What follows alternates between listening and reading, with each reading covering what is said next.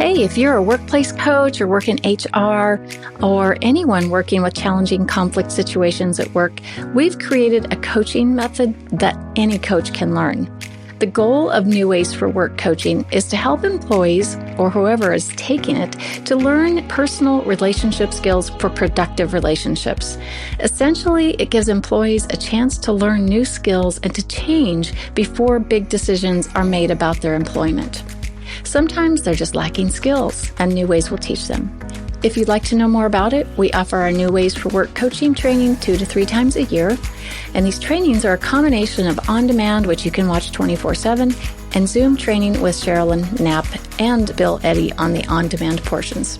You'll find the link for this in the show notes below. Sign up at highconflictinstitute.com/upcoming-courses or email us at info@highconflictinstitute.com.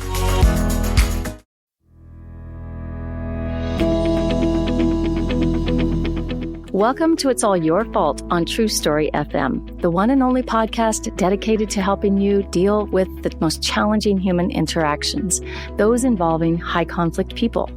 I'm Megan Hunter, and I'm here with my co-host, Bill Eddy. Hi, everybody. We are the co-founders of the High Conflict Institute, where we focus on training, consulting, coaching, and educational programs and methods, all to do with high conflict. So we are really happy you're here today. Thank you for listening as usual. Today we are going to answer your questions. We always say at every episode, send in your questions. So today's the day we're going to answer those.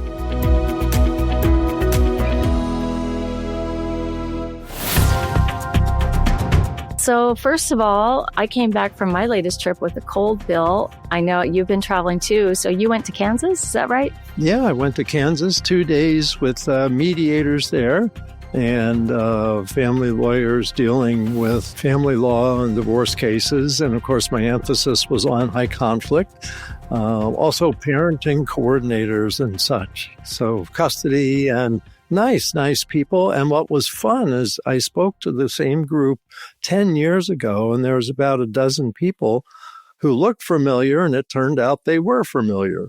So it was really nice seeing them again. Ah, that's good. That's good.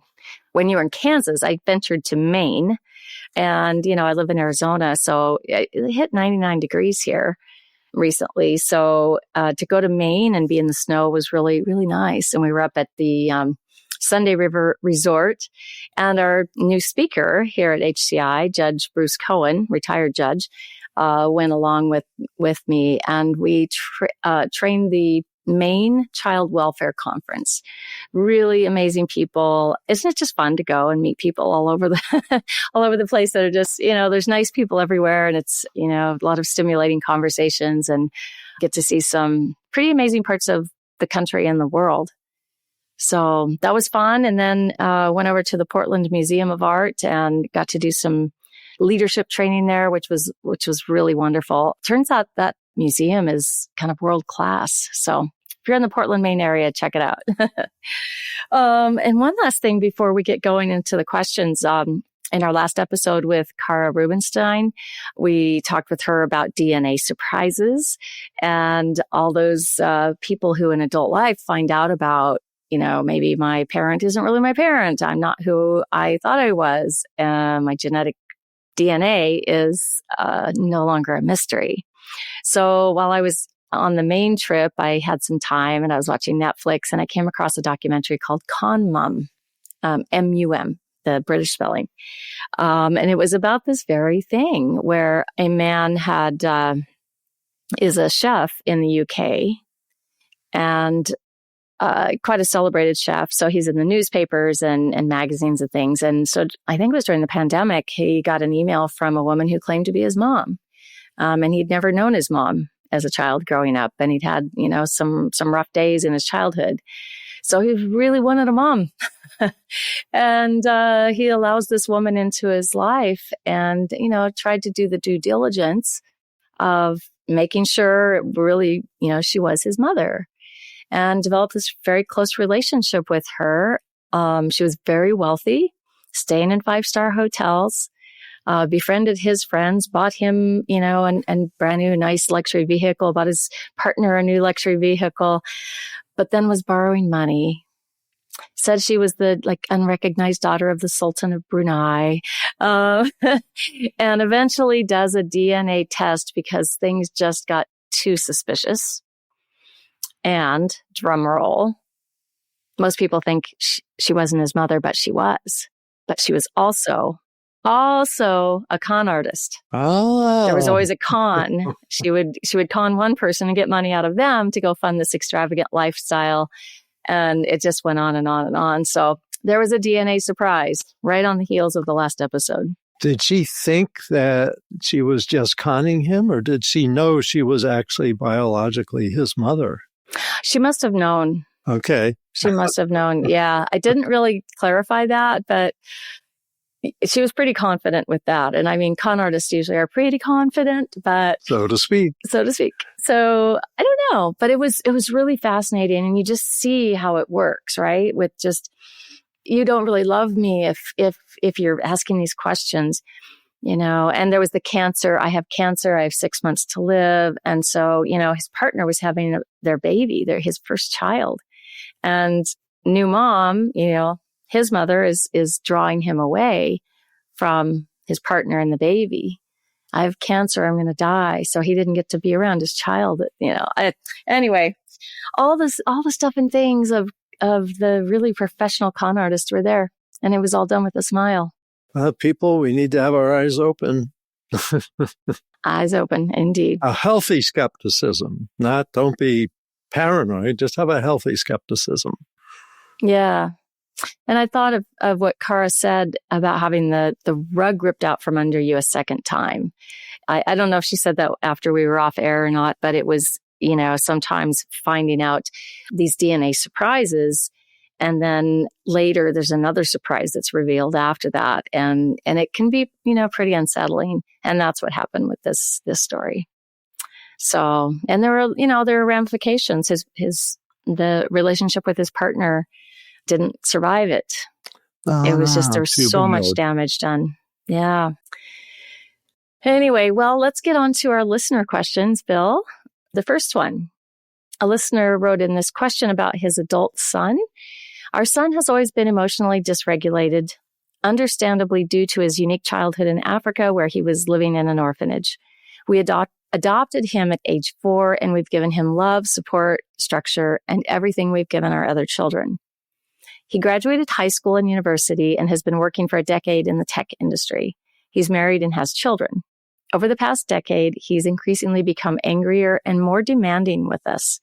Every family gathering and holiday turns into a family fight, after which he threatens to leave and sometimes does pack up his family and leave. Everyone is left utterly devastated. Now, after listening to your podcast, I see the patterns you're talking about in him. The obvious unmanaged emotions, extreme behaviors. He threatens to never let us see our grandchildren again, manipulation, and a lot of all or nothing thinking. And he blames either us, his parents, or his siblings for just about everything. It's a repeated blame game over and over and over again. We finally got him to agree to go to family counseling, but it didn't seem to resolve his anger or his feelings toward us. Now it's finally dawned on us that he very likely has a high conflict personality, and with that has come a sense of despair. Is there any reason to have hope that we can have a good relationship with our son and our grandchildren someday? Well, that's a tough one, and the answer is always it depends. Depends on many factors. I think you do what you can, and that's one of the sad aspects of this whole area of relationships is some people can change with high conflict personalities, and some people don't. And so doing the best you can, and then learning how to live with what the reality becomes. One principle is that personalities are pretty stable over a lifetime. And so most people, as they age, if they're a high conflict person, may get a little bit easier or may get a little bit harder. I've seen both, but mostly I've seen people pretty much who they are by 25 is often who they're going to be. Now, I don't know when. It sounds like he started being more difficult later on, which it's hard to say what that may be. There may be environmental factors. There may be people in his life reinforcing high conflict behavior. It may have something to do with a delayed effect. Being adopted at the age of 4, there's a lot of personality development that goes on by 4, 5, and 6. And so there may be aspects of his life that were really not good that became part of who he is in close relationships. And that's one thing people don't realize. We're not born with how to have close relationships. We really learn that from the close relationships we have the first 4 or 5 years. And so that's why children who are abused or have a higher incidence of personality disorders. Some research says 4 times more likely to have a personality disorder if you're abused by your parents in the first 5 years of life. But even that isn't the end of the line, that what happens in people's lives can help overcome some of that. And so depending on willingness to work on himself, he might be able to polish off some of the rough elbows. When we do tech trainings, they talk about, brilliant people with rough elbows, with sharp elbows, and they can kind of smooth those off. But if he's really invested in blaming other people and doesn't work on himself, it may be this is what you're going to see for the foreseeable future. And in a sense, kind of grieving and healing the loss of the ideal relationship that you might have wanted and may have actually had for a few years. So I wonder if we see many people go into a place of thinking, maybe desperation in how to resolve this or rescue this relationship and not lose it. I think that's the key, is they feel like they're going to lose this relationship, which provokes terror in people.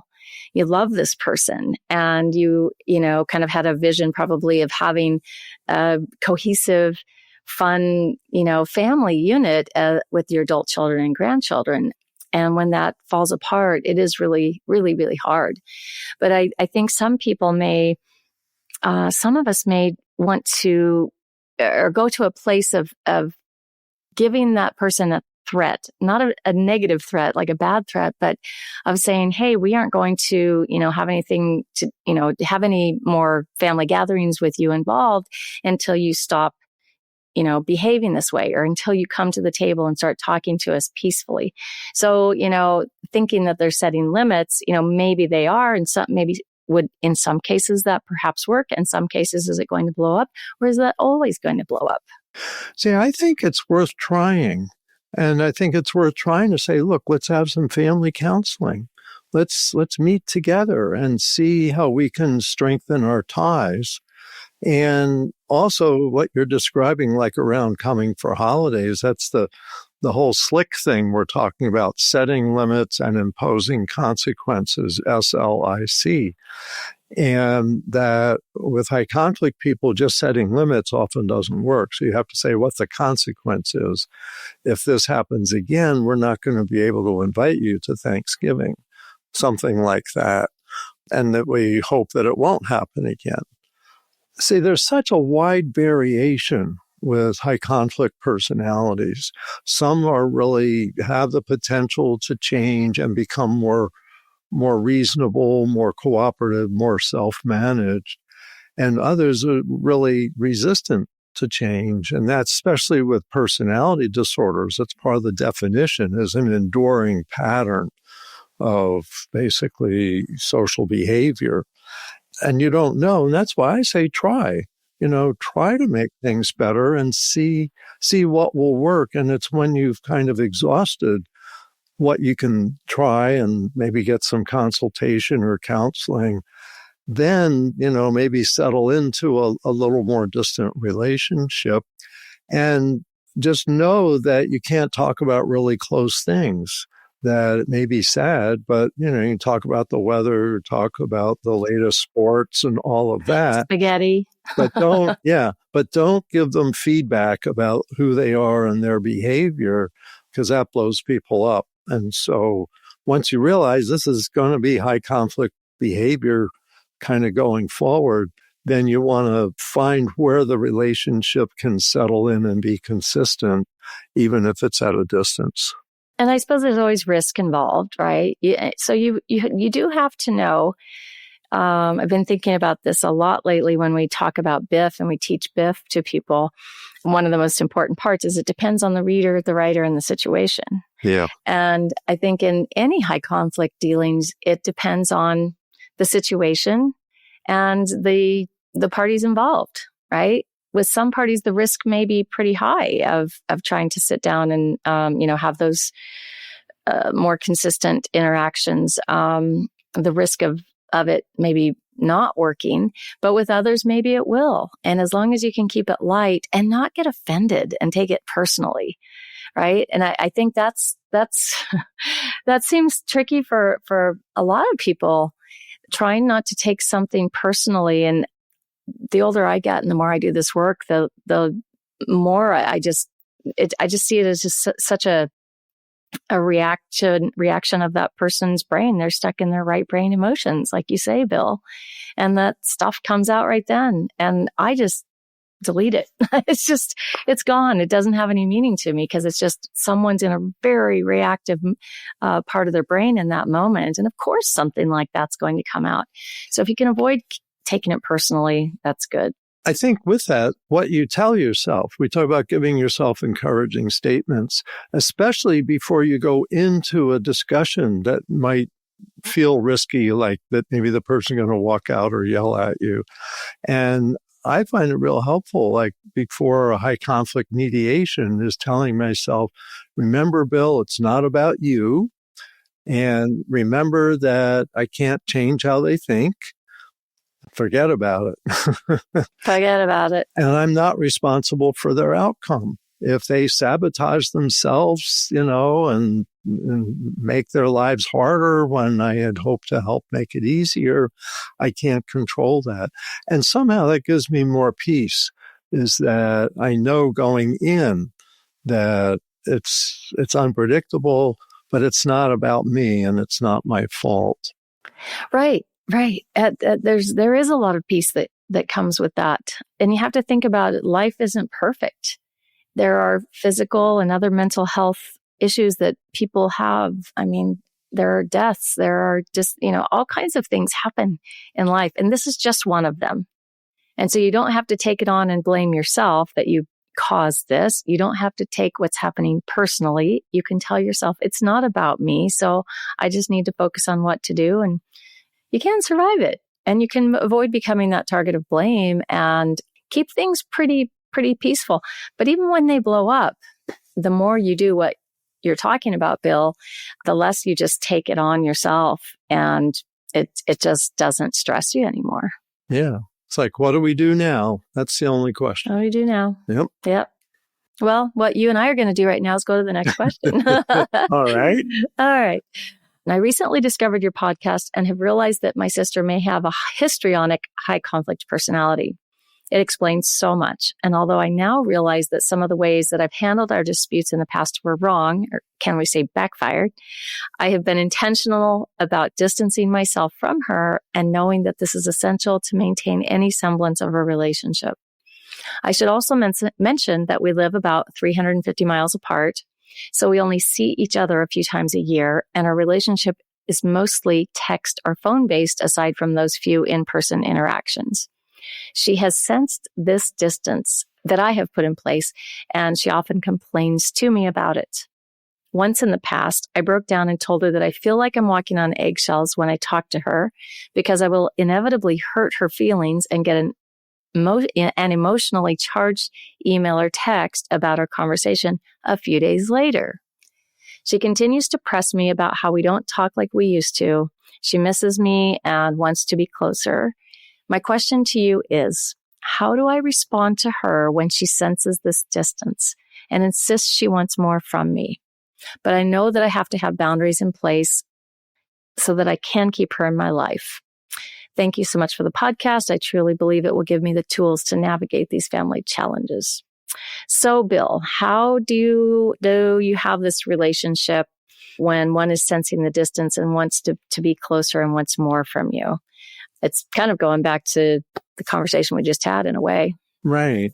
Well, I think you try what you can, especially if it's your sister and you would like to be close. You would both like to be closer. But the thing is with high conflict people that they have a sensitivity that doesn't change.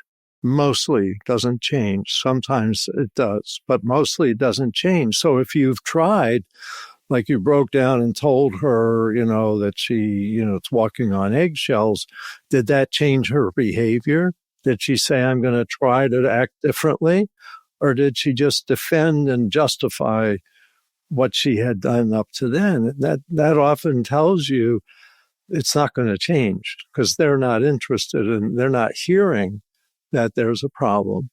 Now, sometimes it helps to have a family counseling session. Maybe you have sisters go to a therapist together and talk about what our relationship looks like now and whether we can be closer or not. And maybe this is something a counselor might help with and say, hey, when you do such and such, your sister feels pushed away. Can you try this? Here's a technique you might try. Like just waiting 24 hours before you write your next email or something like that.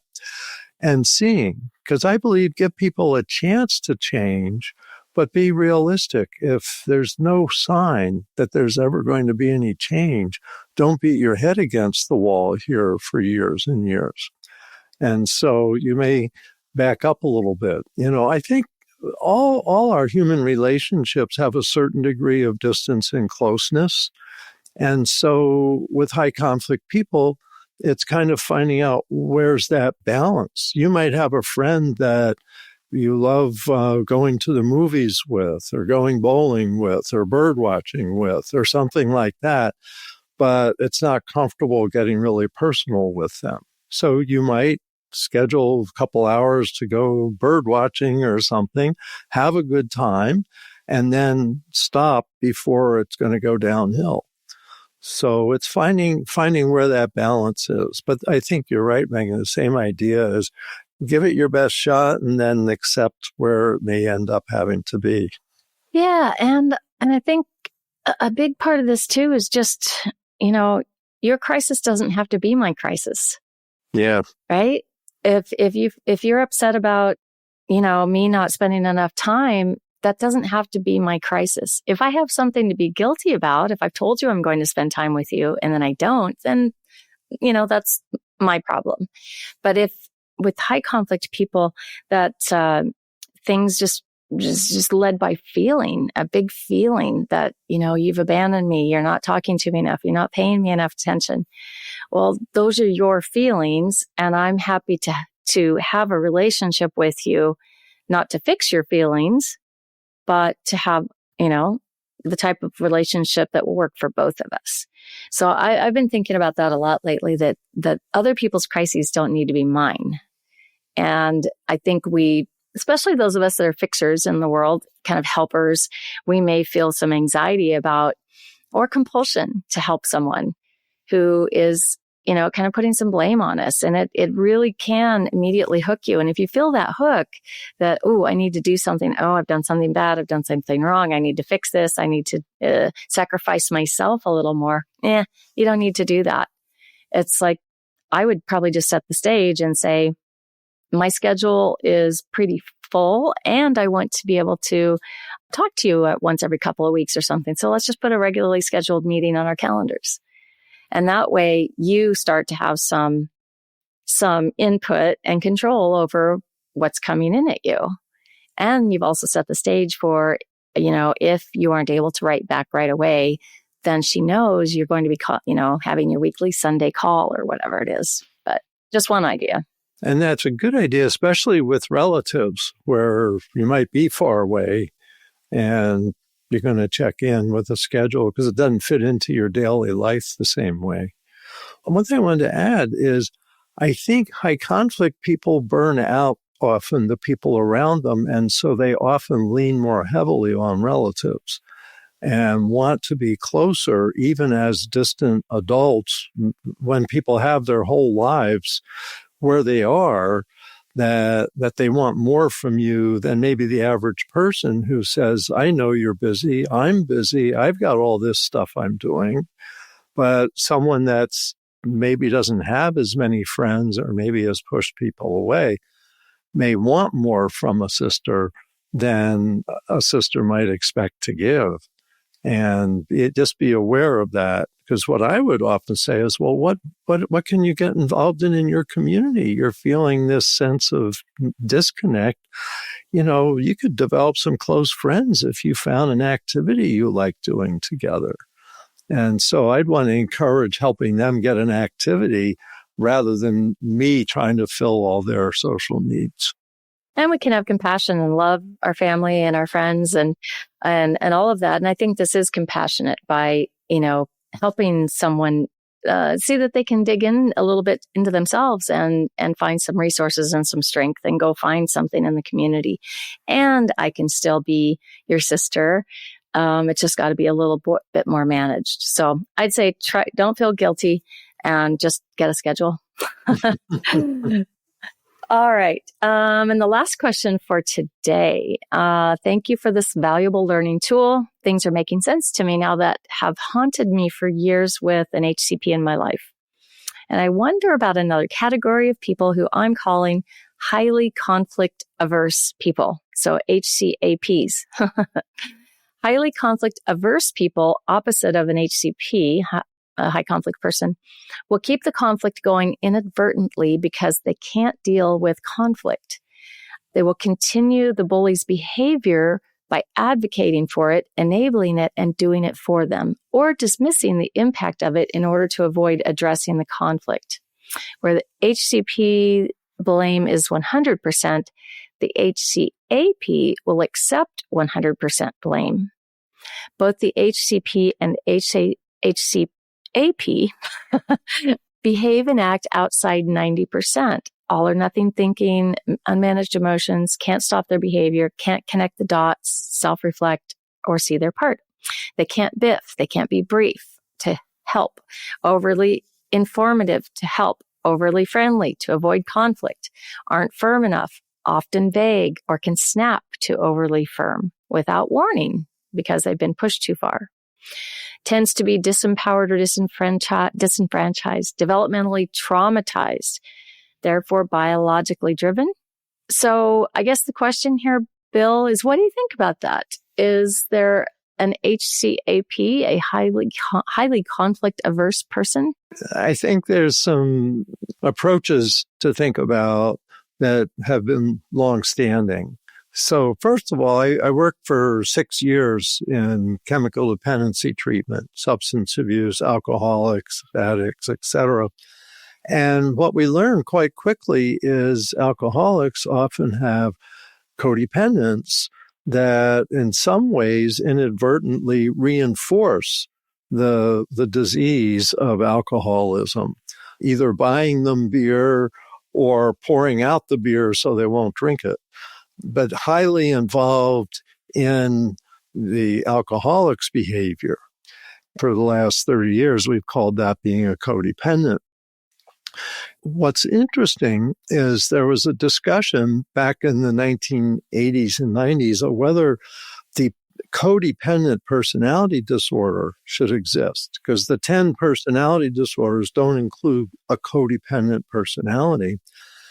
And the researchers and committee with the diagnostic manual said no, because we already have dependent personality disorder.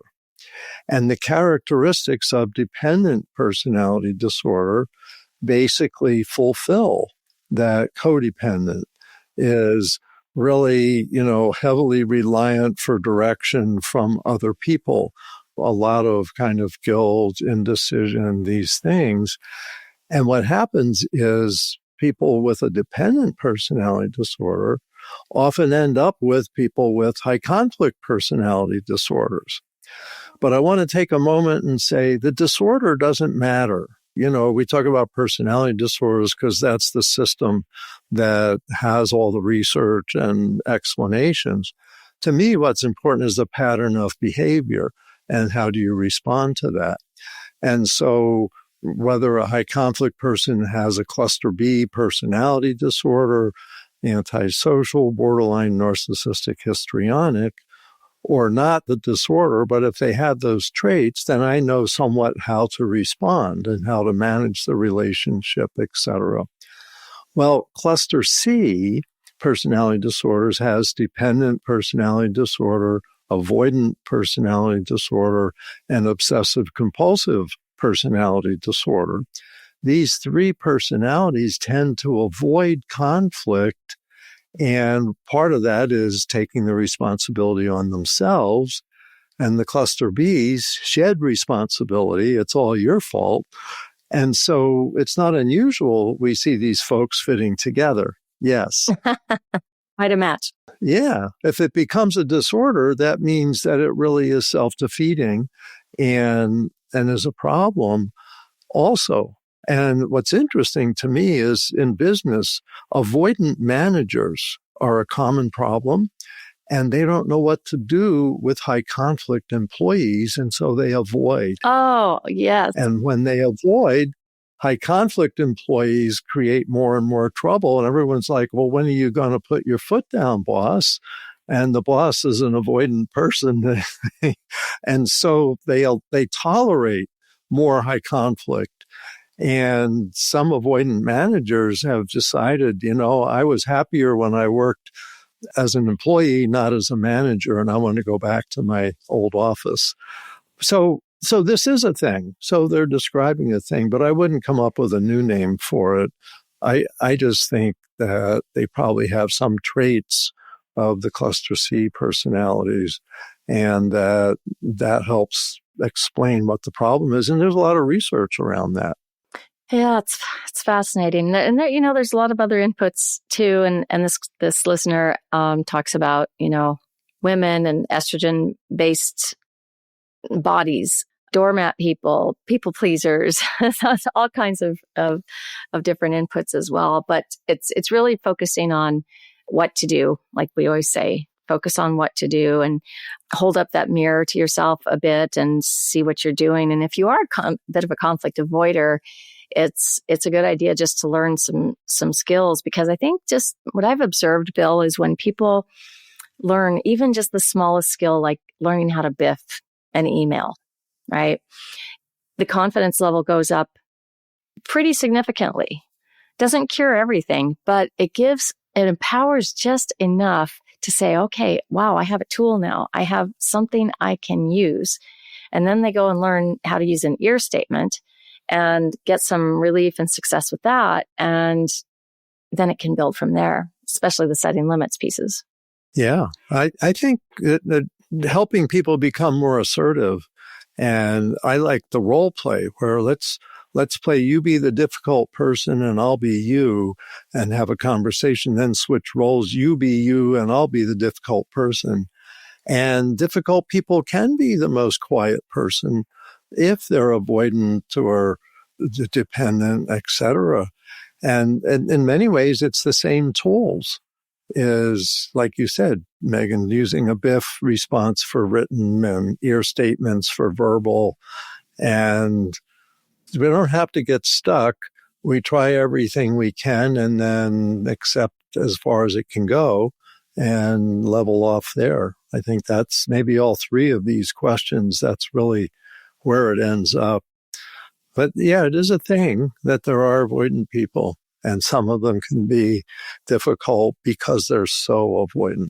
So then to the conflict comfortable people, which is what I consider myself, we're kind of the opposite we're not total opposite of the conflict avoider, but we're, we might want to explain ourselves or, maybe feel comfortable arguing. Like I had someone just yesterday say, instead of giving ear, I just give an outright logical answer because it seems, and if they don't like it, I don't care. I'm conflict comfortable, right? So I don't know. Is there a category for that? Is that one of the clusters? Well, I think what's interesting or crosses my mind is I think professionals are conflict comfortable. Like especially think of lawyers, therapists, mediators, teachers, ministers, doctors, lawyers, that all of them have a lot of people come through. And, if 10% of people have a high conflict personality, they're going to be dealing with difficult people. And some of the really best professionals are those that don't get rattled by it. It's like, oh, okay, so you hate me, but you did come and you need some work done, so I'm going to get to work on your teeth now, or whatever it is. Right.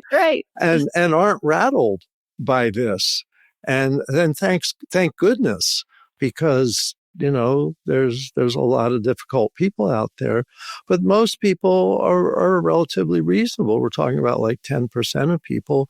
And most professionals can handle 10% of their caseload can be difficult and not taking it too personally. When it gets to 20 and 30 and 40% of your caseload, then, people get overwhelmed. So you have to keep a balance there. But, I think we can handle all this as a society and as individuals. It's just we need this kind of knowledge so we don't take stuff personally. Yeah. One last thought on it is the conflict avoider category and conflict comfortable category. I wonder if maybe what you've been used to over your lifetime, maybe you grew up in a household where there was a lot of chaos and conflict. And depending on your temperament, you may have become that avoider type of person. Like, I just can't have anything to do with conflict at all. And a conflict comfortable person, it may not bother them in adult life when they hear people arguing or feel the blame or any of that, because it just seems kind of normal. Would that be true? Yeah. I think for all of us, we learn from how we grew up, but it also was a combination with our, genetic tendencies and all of that. So there may be somebody in that same highly conflictual, chaotic family who grew up highly conflictual and somebody who grew up highly avoidant.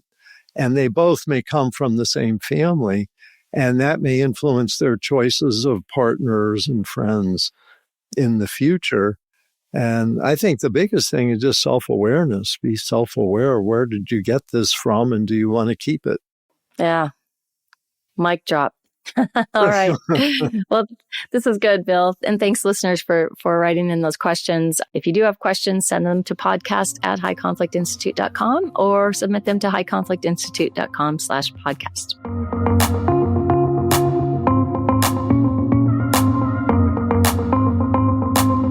Next week, we'll be answering more listener questions, and there's some really interesting ones coming up. So until then, keep learning and practicing, and be kind to yourself and others while we all try to keep the conflict small and find the missing piece.